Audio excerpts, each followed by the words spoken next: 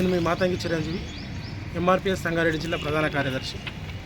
రేపు అనగా ఏప్రిల్ 5వ తారీఖు నాడు జరగబోయే బాబు జగజీవన్ రామ్ గారి 117వ జయంత్యోత్సవ కార్యక్రమాన్ని సంగారెడ్డి జిల్లాలో ఉన్నటువంటి గంజ్ మైదాన్ నుంచి సమతా స్థల్ వరకు అనగా బాబు జగజీవన్ రామ్ గారి స్థలం వరకు నిర్వహించడం జరుగుతూ ఉంది.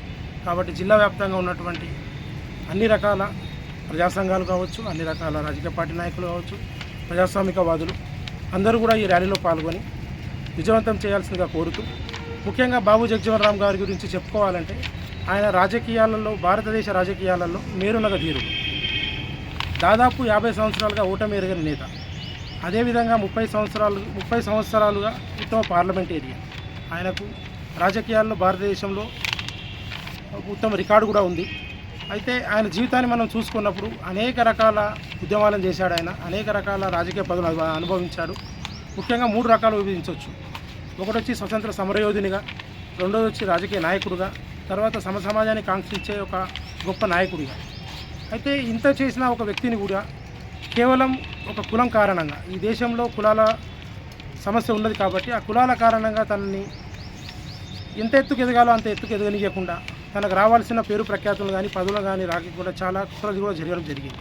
అదంతా కూడా మనం బయటికి తేవాల్సిన అవసరం ప్రజాస్వామికవాదులుగా మనపైనే ఉన్నది. ఆయన చిన్నప్పటి నుంచి బాల్య జీవితంలో ఉన్నప్పటి నుంచి కూడా ఈ అంటరానితనాన్ని దాన్ని రూపుమాపడానికి అనేక విధాలుగా శతవిధాల ప్రయత్నాలు చేశాడు ఆయన. దానిలో భాగంగానే చిన్నతనంలో ఉన్నప్పుడు స్కూల్లో వాళ్ళకి మూడు కుండలు పెడతారు. పెట్టినప్పుడు ఇందులో అందరు కలిసి తాగకుండా ఎవరికి వాళ్ళు సపరేట్గా పెట్టినప్పుడు ఆ కుండలను పలగొట్టడం జరుగుతూ ఉంటుంది.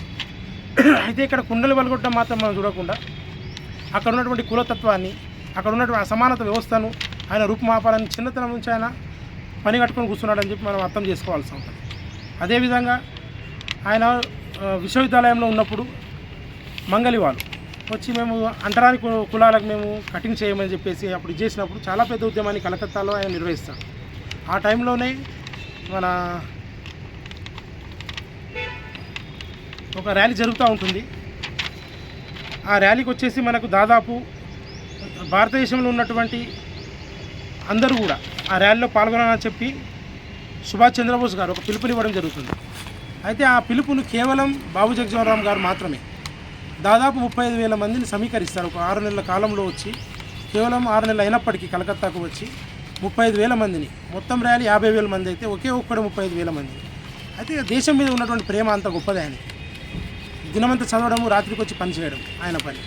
అదేవిధంగా రవిదాసియ మహాసభను స్థాపించి ఆధ్యాత్మిక విప్లవాన్ని తీసుకొచ్చి అందులో నుంచి ఒక 14 మందిని నాయకులుగా తీర్చిదిద్ది, అందులో అప్పుడున్నటువంటి బ్రిటిష్ ఇండియాలో అందరూ స్వతంత్ర తర్వాత వచ్చిన నాయకులు ఉన్నారు, కానీ స్వతంత్రం పూర్వమే 14 మందిని యునానమస్గా గెలిపించుకున్న నాయకుడు, గొప్ప నాయకుడు మన బాబు జగజీవన్ గారు.